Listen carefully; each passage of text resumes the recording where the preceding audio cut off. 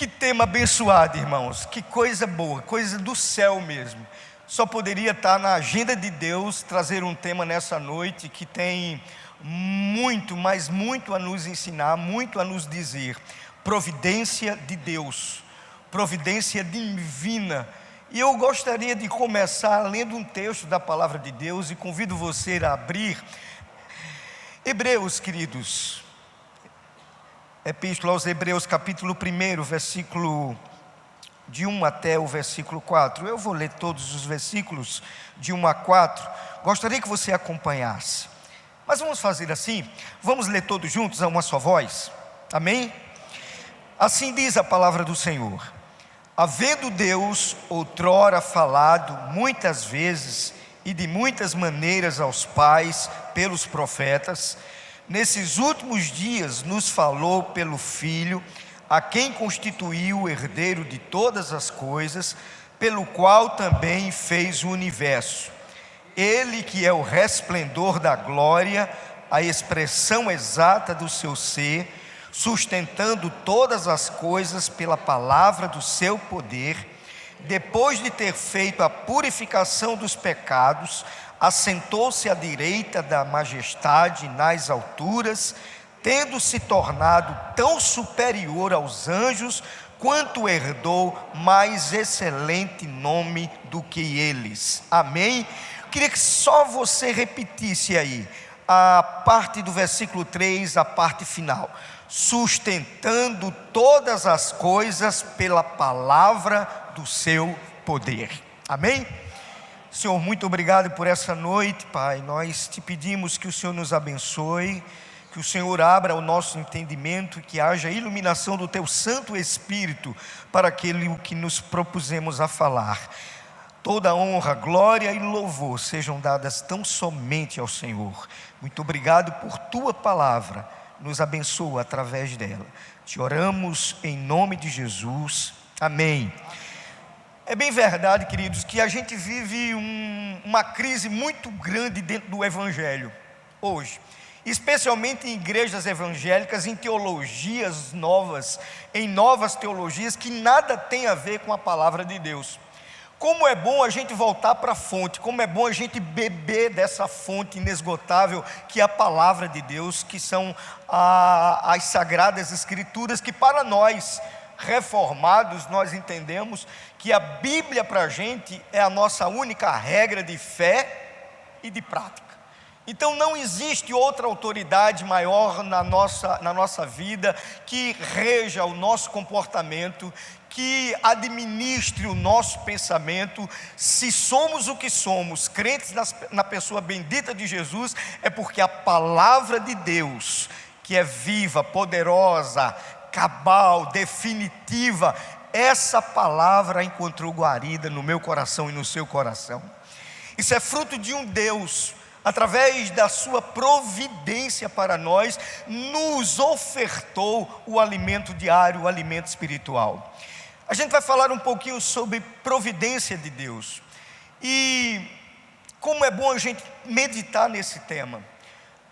Via de regra, nós encontramos teologias que eu chamo teologias deformadas, não são teologias reformadas, mas que a gente é pego de surpreso com algumas inovações, alguns pensamentos humanos, alguns conceitos que não tem nada a ver com a palavra de Deus, e como tem gente enganada, e se cumpre aquilo que a palavra do Senhor diz, que nós erraremos e nós erramos por não conhecer as Escrituras.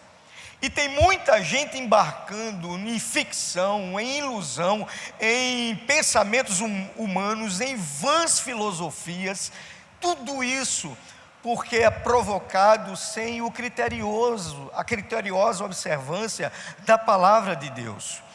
Mas eu queria, em primeiro lugar, definir o que é essa provisão de Deus, essa providência de Deus para a vida da gente. A gente pode definir isso de uma maneira bem simples. Deus criou todas as coisas, fez absolutamente tudo, e a provisão de Deus é a sustentação desse Deus sobre toda a sua criação. Ele criou absolutamente tudo, inclusive as invisíveis aos nossos olhos. Ele chamou do nada a existência de todas as coisas. Ele fez com que todas as coisas que ainda não tinham conceito, palavra, nome, viessem a surgir tão somente pelo poder da sua palavra. É o Senhor que trouxe à existência as coisas que não existiam. E a gente precisa um pouquinho mais além. Porque não somente as coisas visíveis, as coisas que nós vemos a olho nu, mas todas as coisas invisíveis aos nossos olhos, é fruto da palavra, da criação, do poder da palavra do nosso Deus. É o Senhor que faz. E Ele não somente fez, criou, mas aí vem a providência divina. Deus sustenta todas as coisas, sustenta toda a sua criação. É o cuidado de Deus, é o zelo de Deus, é Deus gerindo o universo, é Deus que desde antes mesmo de todas as coisas terem sido criadas, Ele sustentava, preparava o universo para a minha chegada, para a sua chegada, para a chegada do ser humano, para a chegada de todas as coisas que Ele veio a criar, conforme Gênesis capítulo 1. Esse sustento de Deus,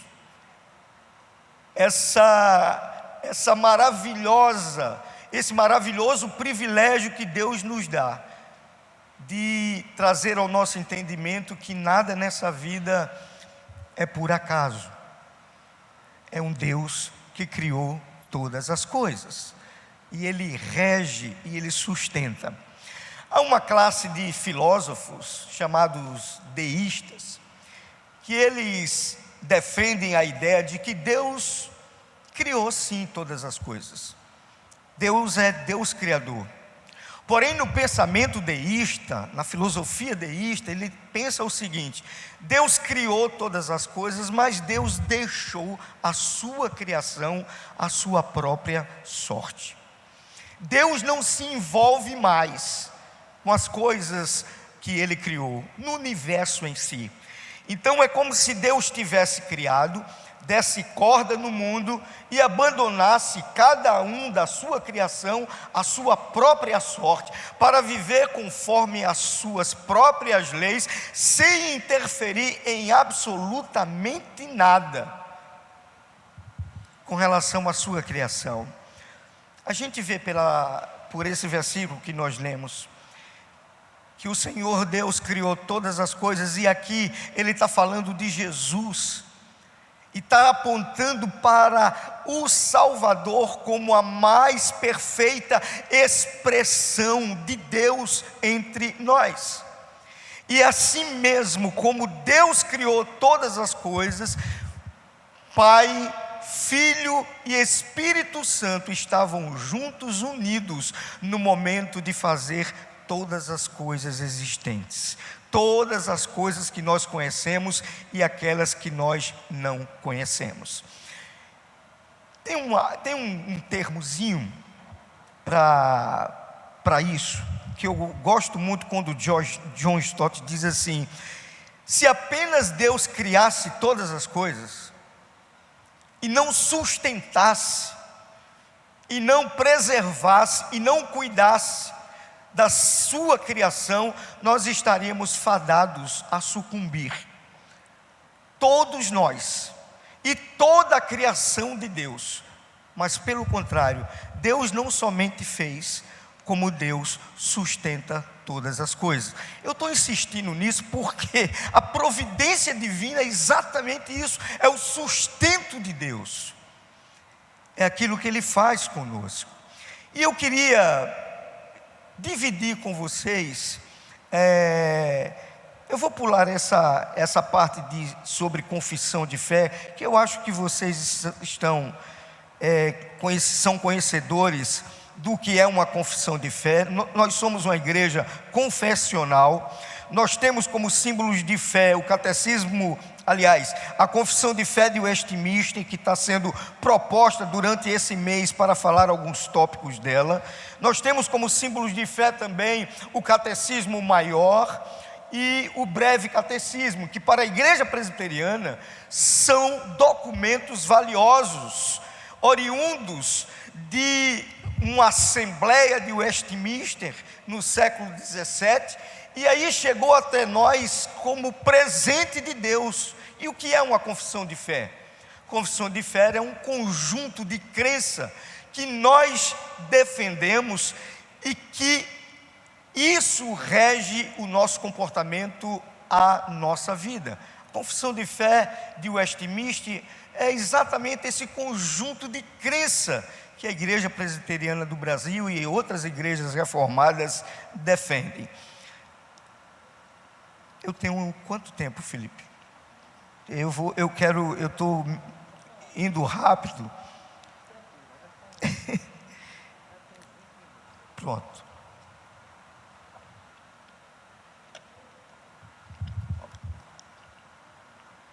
Vamos partir para a providência de Deus, e onde nós podemos encontrar a providência de Deus. Um resumo desse capítulo 5, da providência de Deus, eu dividi ele em alguns pontos, para a gente, de uma forma rápida, pensarmos juntos. Onde nós encontramos a providência de Deus? Aí eu disse, encontramos a providência, a manifestação da providência de Deus, primeiro, na natureza; segundo, na história do seu povo; terceiro, no nosso cotidiano; quarto, nos infortúnios da nossa vida. Queria refletir com vocês sobre essas 4 áreas da providência divina. Em primeiro lugar, providência de Deus é manifesta através da sua criação. Gênesis capítulo 1, você vai encontrar o relato de Deus fazendo todas as coisas dia após dia. Eu não vou ler todo o texto do versículo 1 até o versículo de número 36, se não me engano, mas dá uma olhada em casa e você vai ver exatamente como é a providência de Deus atuando em toda a sua criação. E aí a gente vê Deus criando os mares, vemos Deus criando a terra, fazendo separação entre águas e águas, vemos Deus fazendo todos os animais, criando todas as coisas. O ambiente estava sendo preparado por Deus, providente para a chegada da primícia da sua criação, que era o ser humano.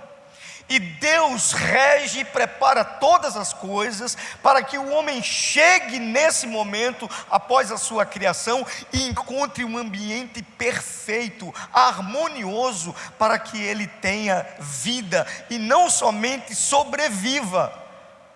Mas Deus continua zelando por sua vida e prepara todas as coisas, inclusive diz para o homem que ele vai dominar sobre tudo e sobre todos. É a provisão do Senhor, é a providência do Senhor, cria o homem, primícia da sua criação, coloca ele num ambiente onde tudo foi preparado para que houvesse vida, e vida boa, vida completa. Você imagina o seguinte, a gente pensa nos nossos livros de ciência no passado, quando a gente estudava ciência, eu acho que até hoje a gente não tem mais nem essa matéria, ciência, né?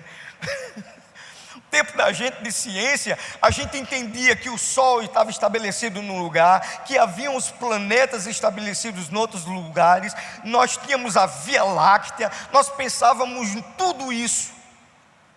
Agora é incrível a gente pensar que se uma coisa dessa que Deus criou no universo tivesse fora de lugar, talvez não existisse vida na Terra. Se o Sol tivesse mais próximos de nós, do planeta Terra, talvez seríamos consumidos pelo imenso calor, a imensa temperatura que o Sol traria. Se a Lua tivesse um pouquinho mais próxima da Terra e se aproximasse muito, o efeito das marés seriam destruidores. Se o Sol se afastasse um pouco mais da Terra, nós haveríamos de morrer de frio. Você já pensou nisso?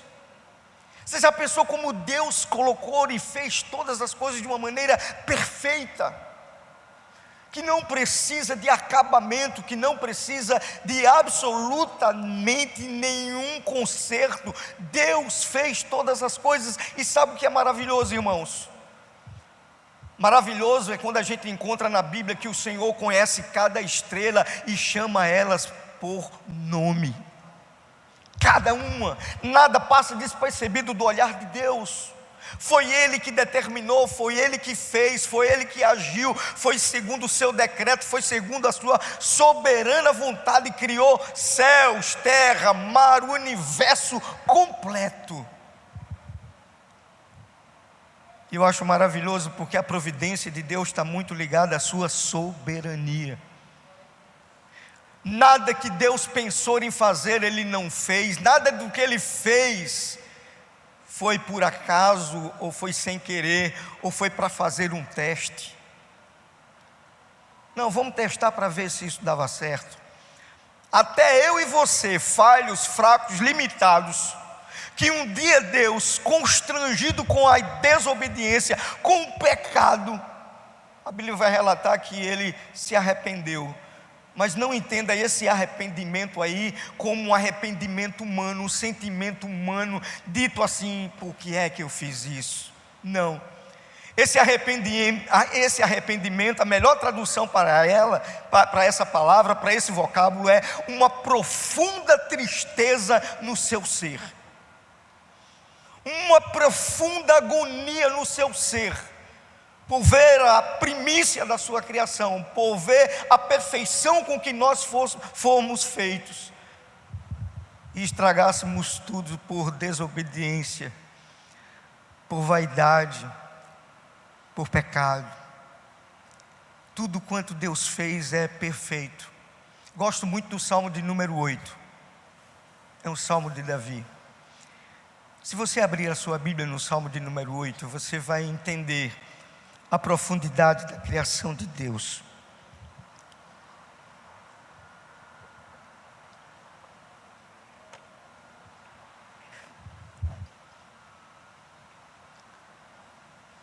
Você pode ler em voz alta? Salmo 8, a partir do versículo 1.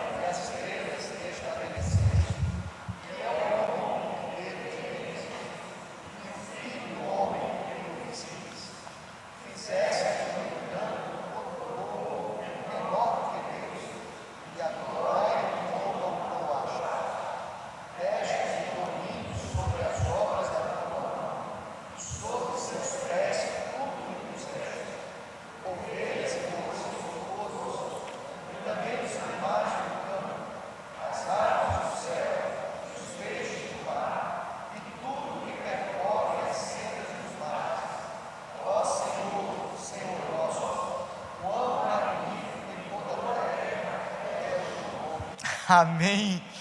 Sabe, quando eu leio esse salmo, eu fico imaginando Davi saindo na porta do seu palácio, olhando para a vasta campina, para o jardim que estava à sua frente. E aí Davi já escreve esse salmo um pouquinho mais maduro. Já é um homem experimentado, um homem que tem experiência com Deus, um homem que já passou pelo que ele passou. E aí agora vem, sabe, no coração de Davi, na mente de Davi, um momento de refletir um pouquinho daquilo que Deus levara ele a passar, e como Deus se apresentara de maneira graciosa, abençoada, maravilhosa, cuidadora da vida de Davi, pelos altos e baixos que teve.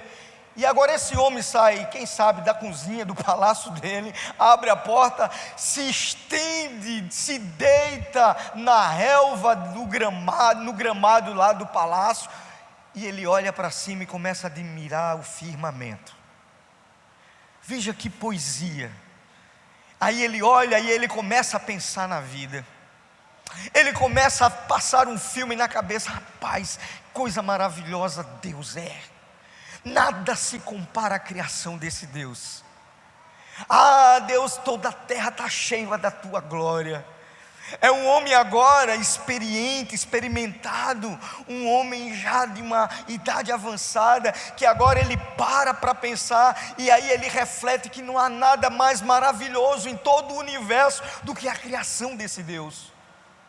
Não há nada mais que contagie ou que venha alegrar a alma dele do que a obra do Senhor em toda a terra, e ela é estampada no firmamento, as estrelas, a lua, os céus, as nuvens, a chuva que cai, tudo é obra desse Deus amoroso. Aí ele vai perguntar: o que é o homem para que deles te lembres? Quem somos nós? O que é que nós tínhamos para chamar a atenção de Deus? Nada. Absolutamente nada. Absolutamente nada. E o maravilhoso em Deus é isso. Por isso que o nome disso é graça. Porque Ele olhou para a gente, perdidos pecadores, se compadeceu, enviou Jesus, escreveu os nossos nomes no livro da vida antes da fundação do mundo. Graça de Deus, providência de Deus, o amor dele sendo manifesto, derramado nas obras da sua criação. Segundo lugar onde a gente encontra a providência desse Deus também é na história do seu povo. Eu acho incrível isso, irmão, sabe por quê? Porque ninguém poderia imaginar que Israel entraria em guerra no começo dessa semana. Os abençoados irmãos que foram para conhecer Israel, daqui da igreja, foram surpreendidos com uma guerra, pelo ataque do Hamas, um grupo terrorista que quer a aniquilação de Israel. Ninguém poderia imaginar que isso aconteceria. Ninguém poderia imaginar que esse grupo terrorista usaria aqueles parapentes para até mesmo antes de descer do céu ainda, descendo, metralhasse pessoas que estavam participando de uma festa, de uma rave, e só nesse lugar mais de 260 pessoas morreram. Ninguém poderia imaginar que o sistema antiaéreo, o sistema de defesa de Israel, um dos mais poderosos e mais eficazes do mundo, poderia falhar em alguma coisa. Ninguém poderia imaginar um ataque surpresa.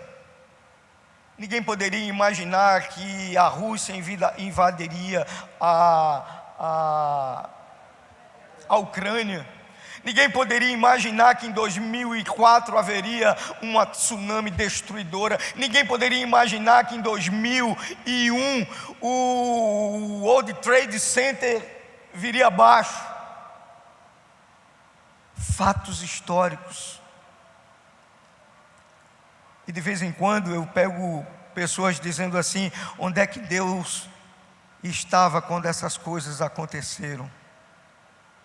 Onde é que Deus estava quando inocentes foram mortos? Onde é que Deus estava quando catástrofes aconteceram e acontecem? Aonde Deus está? E a resposta eu encontro na resposta de Billy Graham, quando uma vez perguntaram isso para ele, e ele disse: Deus continua no seu alto e sublime trono, regendo todas as coisas. Deus não é pego de surpresa, pelo contrário, Deus age através dos meios, isso é providência de Deus. Deus intervém usando a história, Deus intervém usando os acontecimentos, as circunstâncias, Deus vem e intervém usando pessoas. Deus está sempre ao lado do seu povo. A providência de Deus permeia a nossa existência por completo. E nós podemos observar isso. Na história do povo de Deus, é Deus agindo, é Deus intervindo, é Deus fazendo com que o rumo da história seja apontada para aquilo que Ele quer que aconteça. Biblicamente falando, um fato muito interessante. O profeta Isaías vai falar de um homem 200 anos antes dele existir. O profeta Jeremias também vai falar desse mesmo rei que haveria de surgir, um rei persa. Tanto Jeremias como o profeta Isaías vão dizer que esse homem é um homem de Deus, que Deus vai fazer surgir ele para que o povo de Deus volte para a sua terra natal, que ele seja um agente de libertação 200 anos antes de Ciro surgir como rei da Pérsia. O profeta Jeremias e o profeta Isaías já falavam dele. Nabucodonosor invade tempos depois e leva cativo Israel, e o povo é exilado. Se você ler o Salmo 137, você vai entender a profundidade do exílio, da dor. Povo levado cativo, escravizado, povo de Deus. Aí a gente pensa assim, mas como é que pode? É o mesmo sentimento que houve no profeta Abacuque. Numa geração pecadora, numa geração sem temor a Deus, numa geração onde o profeta Abacuque falava, era a boca de Deus, até um dia em que ele vai se queixar com Deus: Senhor, como é que pode? Até quando, Senhor? Até quando o Senhor vai ver a iniquidade? Até quando o Senhor vai ver o pecado desse povo? Até quando esse povo vai continuar pecando sem temor a Ti? Até quando esse povo vai ser desobediente? E o Senhor não faz nada.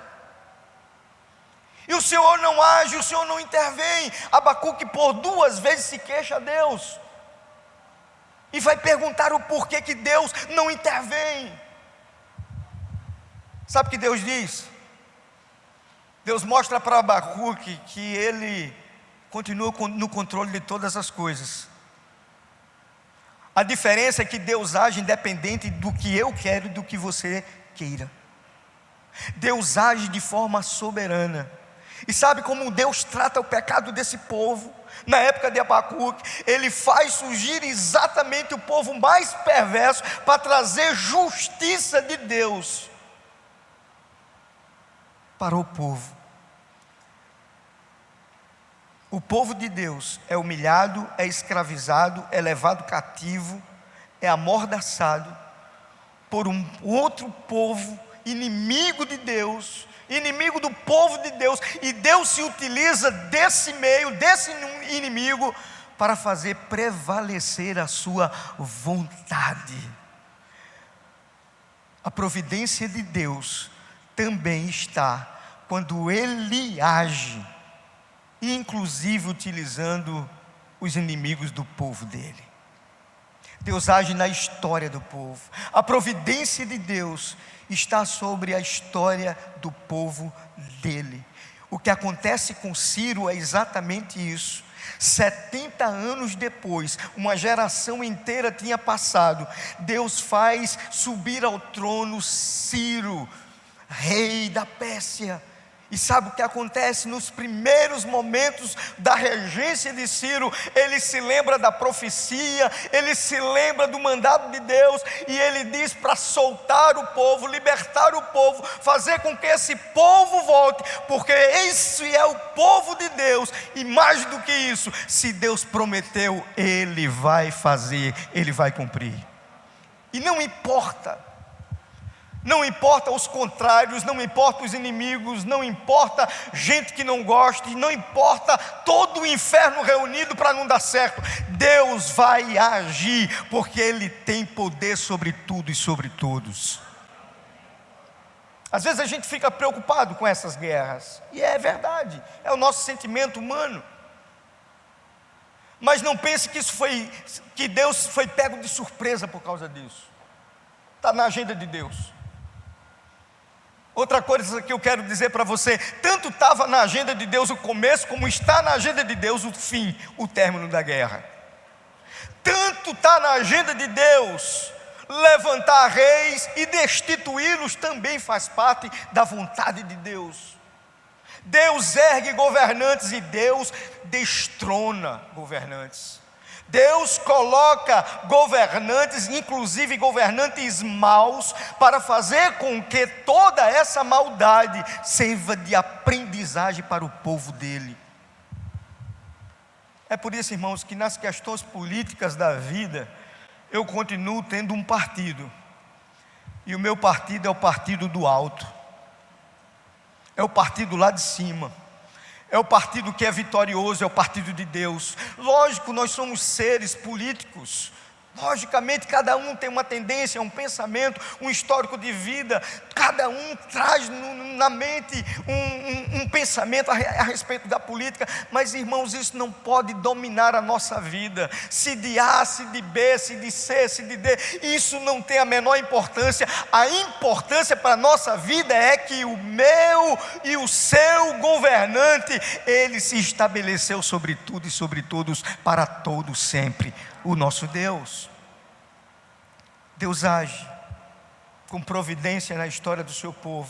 Ele resgata. Foi assim com a rainha Esther. Foi assim com o apóstolo Paulo. Deus faz cumprir os seus desígnios conforme a sua soberana vontade. Amém? Penúltima coisa. Deus age com a sua providência no nosso cotidiano, na nossa vida diária. Eu e você somos alvos da providência do Senhor. Quem aqui acordou preocupado se o sol ia nascer ou não? Foi dormir pensando, rapaz, se amanhã o sol não nascer, vai ser treva no mundo inteiro. Quem foi dormir e disse assim para o coração, olha, não pare de bater não, viu? Porque se parar o negócio é sério. Feita aquela história do vereador lá de Caruaru, né? Quero pedir 1 minuto de silêncio para o meu amigo que foi dormir, quando acordou estava morto. Ninguém precisou dizer aqui para os pulmões, por favor, continue respirando. Ninguém precisou dizer aqui para a corrente sanguínea que ela continuasse circulando. Ninguém precisou aqui orar e dizer para os neurônios, dizendo, ó, tico e teco, continue trabalhando. Ninguém aqui foi dormir preocupado com isso. Porque eu e você não temos regência, governo sobre essas coisas, apesar de serem nossas. Mas ninguém diz para os rins assim, olha, não pare não, viu? Nem você, nem o outro também, que são 2. Ninguém. O que eu acho maravilhoso em Deus é que a providência do Senhor, ela é manifesta na nossa vida, no nosso corpo. Ah, como eu me alegro quando o salmista vai dizer, ainda quando era uma coisa informe no ventre da minha mãe, tu já me conhecias.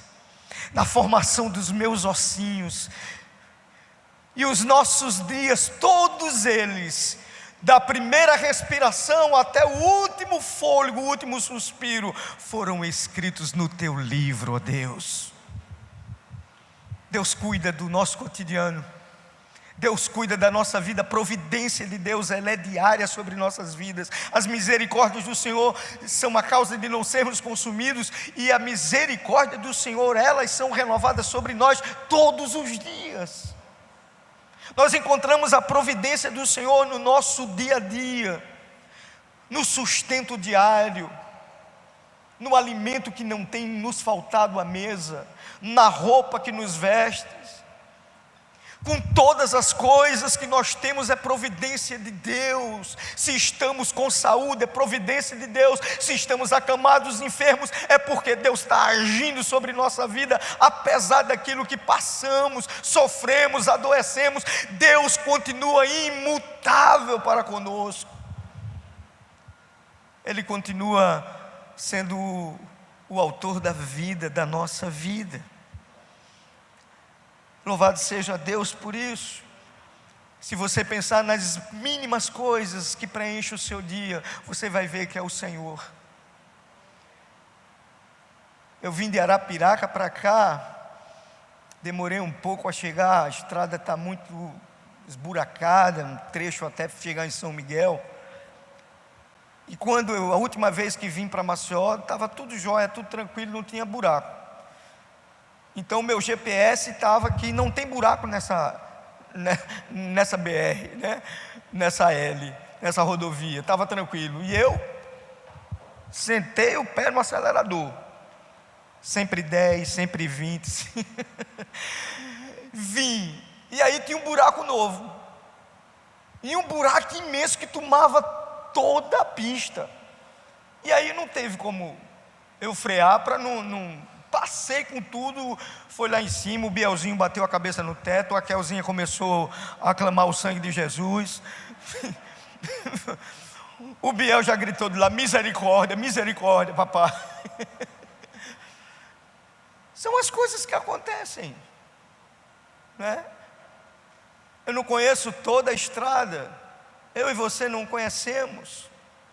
Deus nos livra de coisas imperceptíveis à nossa mente. Deus nos protege, cuida de nós, zela por nós com coisas mínimas que a gente muitas vezes nem agradece. Quantas vezes você agradeceu pelo sapato que você calçou essa semana? Quantas vezes você foi vestir aquela camiseta e você lembrou-se assim, disse: Senhor, eu te agradeço por essa camiseta. A bichinha tem 12 anos já de idade, mas como ela é boa, como eu gosto dela. Senhor, eu te agradeço pelo óculos que o Senhor me deu, porque com ele eu consigo enxergar melhor. Senhor, eu te agradeço pelos cabelos que ainda os tenho. Quando eu olho daqui, tem pessoas que ainda não têm, ou que já tiveram e não tem mais.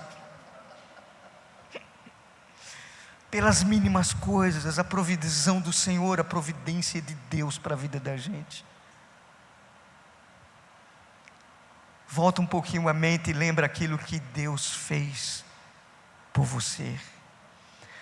Tem um hino que diz assim: quantas bênçãos, digas quantas são recebidas das divinas mãos, em dizê-las todas de uma vez.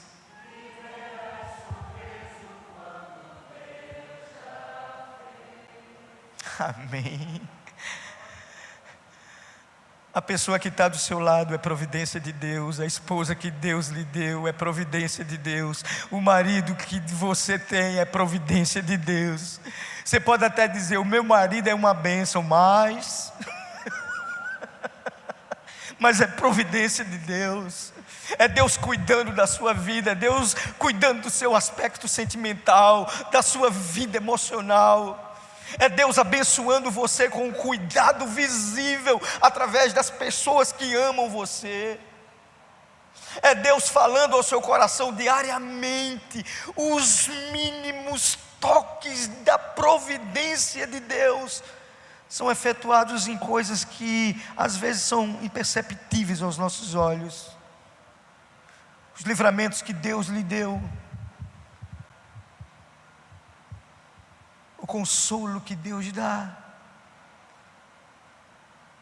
A gente poderia continuar aqui falando de coisas terrenas, coisas que acontecem conosco, humanamente falando, mas eu quero falar por último sobre essa providência de Deus no nosso cotidiano, biblicamente.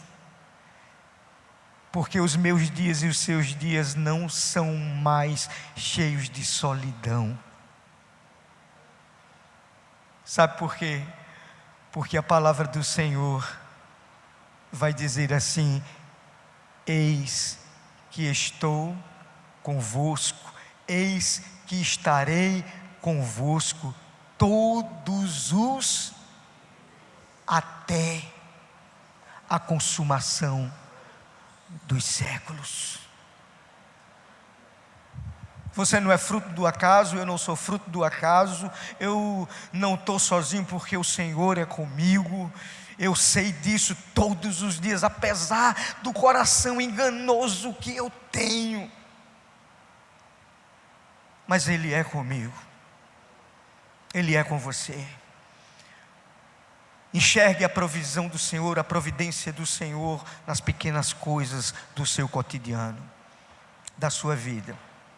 Por último, eu gostaria de dizer e encerrar sobre a providência de Deus, é que essa providência do Senhor está presente também nos infortúnios da nossa vida. Quando tudo não vai bem,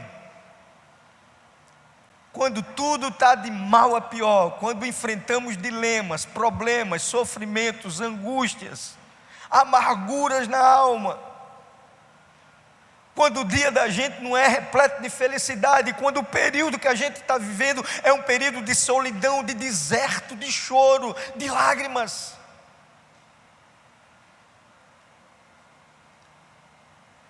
E deixe-me falar com propriedade sobre a providência de Deus nos infortúnios. Efésios capítulo 6, versículo 13. O apóstolo Paulo escrevendo para aquela igreja, e vai falar de toda a armadura de Deus que deve nos revestir. No versículo 13 em especial, Paulo vai exortar a igreja, recomendar a igreja, ensinar a igreja, dizendo que a gente deve se revestir da armadura de Deus para que a gente enfrente os dias maus. Os dias maus vão acontecer na minha vida e na sua vida. Eles virão. Para uns de maneira mais forte, para outros de maneira mais suave, mas os dias maus acontecerão, chegarão até nós. E não é desnecessário lembrarmos o que Paulo escreveu. Prepare-se. Os dias maus provavelmente vão chegar. Agora revista-se de toda a armadura de Deus. Esteja pronto para o combate. Fortaleça-se no Senhor. Os infortúnios da vida, eles não mandam, não tem aviso prévio. Os infortúnios da vida chegam assim como chegou para o rei Josafá. Quando uma grande multidão, e ele foi pego de sobressalto com a mensagem dizendo que uma grande multidão vinha contra eles, 3 grandes exércitos, viria para aniquilá-lo, pegos de surpresas, notícias desagradáveis, coisas que a gente não espera, os infortúnios da vida, vêm sobre nós. A diferença é que como nós estamos preparados para enfrentarmos isso. Em 2020, o infortúnio bateu a porta lá de casa.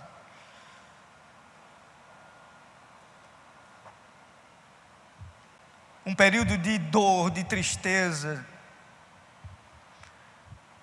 de choro constante. Era novembro de 2020 e a gente estava conhecendo uma doença, um vírus chamado Covid. E lá em casa era só festa, porque o Bielzinho tinha se formado durante o começo da pandemia, tinha conseguido seu primeiro emprego, tinha viajado para ser médico na cidade de Penedo. Isso aconteceu em julho. Quando foi em novembro, a gente recebeu o Biel de uma maneira terrível. E ele veio dirigindo de Penedo, como só Deus sabe como ele chegou. Tão fraco que ele estava, eu desci, que ele não conseguia subir as escadas lá de casa, pediu ajuda, e eu com Covid, Kel, Raíza, nós 3 com Covid, fraco demais, sem vontade, sem força de sair do quarto para a cozinha, para comer alguma coisa. E eu peguei o Biel com muito esforço. Peguei a mala, a mochila dele, subimos 3 andares. Quando ele chegou, ele desabou no sofá. E dali por diante começou uma angústia muito grande. O infortúnio bateu a porta.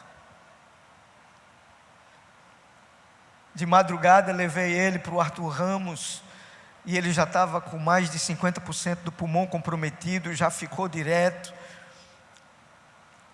E aí foi terrível, porque antes de completar 24 horas no hospital, a Raizinha, que era a melhorzinha que estava, ficou com ele no apartamento. E aí ela ligou para a gente, era mais ou menos umas 2, 3 horas da manhã, dizendo que o Biel tinha evoluído para necessidade de uma UTI, e ele estava saindo do apartamento agora e estava indo para a UTI, e a gente fosse buscar ela no hospital.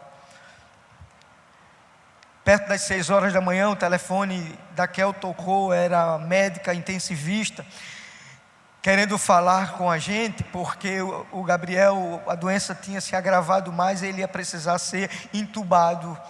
E o Biel pediu para a médica que antes de ser entubado, que ele falasse com a gente. E aí a médica passou o telefone para o Biel, e a Kel atendeu, e a Kel disse: meu filho. Aí disse: ô mamãe, olha, eu estou ligando porque eu vou ser entubado. Aí a Kel perguntou para ele, disse: mas meu filho, você está com medo? Aí ele disse: mamãe, ninguém gosta de ser entubado. Eu sei que a Kel orou, chorou, disse: meu filho, confie no Senhor, Deus vai tirar você disso. As últimas palavras do Biel foram: mamãe, cuide do papai, cuide da Raio, se cuide também. E a última frase do Biel foi: mamãe, até qualquer dia. Daí foram 3 meses de UTI, mais 1 mês de hospital, mais os 3 meses de home care, e o Gabriel entre a vida e a morte. Cada boletim que a gente recebia era choro. Eu fiquei tão abalado, mas tão abalado com Deus, que eu evitava recitar aquele versículo de Jó que diz assim: o Senhor me deu, o Senhor tomou, bendito seja o nome do Senhor. Eu não conseguia dizer isso e pedir perdão a Deus, porque eu não estava preparado para perder o meu filho. A minha oração muitas vezes era o Salmo 142, se não me engano. Dizia: com a minha voz clamo ao Senhor, com a minha voz ao Senhor suplico. Eu não tinha palavras, mas Deus começou a agir de maneira impressionante. Gabriel teve que passar por 6 cirurgias enquanto estava em coma, e no dia 24 de dezembro, a gente viu ele à beira da morte, porque 7 litros do alimento líquido que ele tinha, que era uma sonda nasal, por recomendação médica, foi tirada da sonda nasal e feito diretamente no estômago. E essa sonda impressionante, ela se afastou do intestino e inundou toda a cavidade abdominal do Biel, quase 7 litros. E o médico disse que se passasse mais algumas horas, ele teria uma infecção generalizada e ele morreria. A gente saiu dali do hospital arrasado. Parei no estacionamento, chorei quase 40 minutos com a Kel, abraçado no estacionamento, sem coragem de ir para casa. Autorizamos a cirurgia, assinamos um termo de responsabilidade, isso no dia 24, no dia do... aliás, dia 23, a cirurgia, Aí eu e a Raquel tinha visto essa situação toda e a gente tinha ficado inconsolado. No dia 24, aniversário da Kel, ela recebeu um telefonema dizendo que por conta do aniversário dela, o hospital estava abrindo uma exceção para ela visitar, para ver o Biel, por um vidro, mas chegar próximo. E aí a Kel perguntou para mim se eu queria ver o Biel, e eu disse que não. Eu não tinha estrutura para ver meu filho novamente do jeito que ele estava, do dia anterior que eu tinha visto. Aí a Kel pediu para que quem fosse visitar o Biel fosse o pastor Felipe. E eu me lembro desse dia, no dia do aniversário da Kel. Eu liguei para o Felipe, eu disse: negão, você tem coragem de ver o meu filho? Ele não está bem. Eu acho que a gente está perdendo ele. Mas eu queria muito que você fosse orar por ele. E a gente se encontrou, eu, Felipe, Késia e a Kel. Subiu a Kel primeiro, falou com a médica lá, que estava na UTI, pediu para que o pastor Felipe subisse, e ele disse: é o pastor do Biel. Eu queria muito que ele subisse para orar pelo meu filho. Eu fiquei embaixo com a Késia orando, e subiram a Kel e o Felipe. E eu sabia, o que estava na minha mente era o último registro de como o Biel estava. Deformado, cheio de aparelho, dependendo do respirador mecânico. Eu disse: Felipe, ele não gosta muito de ver sangue, né? E eu fiquei preocupado com ele. Rapaz, Deus queira que Felipe não desmaie quando chegar lá em cima. Felipe subiu, orou com Biel, pelo Biel, orou com a Kel. Daqui a pouco a porta do elevador se abre, desce ele, a Kel, e eu e a Késia aqui orando. O Felipe desce como se o rosto do Felipe e da Kel estivesse resplandecendo. Tal era a alegria que ele estava. Lá em cima, Deus usou o Felipe, ele olhou para cada aparelho daquele lá, que estava ligando o Biel, e disse assim: está vendo, Kel? Está vendo, Raquel? Isso aqui está certo, está tudo certo aqui. Esse respirador, essa máquina aqui, está tudo certo, não tem nada errado aqui, está tudo certo. O Biel estava com outra fisionomia. Orou pelo Biel, e quando o Felipe me abraçou, eu abracei ele. Até a atendente que estava do lado da recepção não se conteve, começou a chorar, porque os quatro ali, eu, Késia, Kel e Felipe, abraçados, glorificando a Deus, Deus de toda provisão, Deus de toda providência, Deus que age em meio à dor, Deus que faz aquilo que é impossível aos nossos olhos, Deus que é dono da vida, Deus que fecha a cova, Deus que ressuscita, Deus que restaura, que reescreve a história daqueles a quem ama. Dia 24 de dezembro, me lembro como se fosse hoje, a providência de Deus alcançou a vida do meu filho, a minha família, a nossa, e o Biel, 3 meses depois, eu acho, dezembro, janeiro, fevereiro, em fevereiro ele saiu do hospital. Saiu ainda cheio de sequela na maca, tetraplégico, com um atráqueo aqui. E a gente nunca esqueceu daquele dia, porque Deus reverteu o quadro da vida do Biel. Biel está aqui hoje e a gente fez questão de vir. Ele nem sabia que eu ia dizer isso, sobre providência de Deus.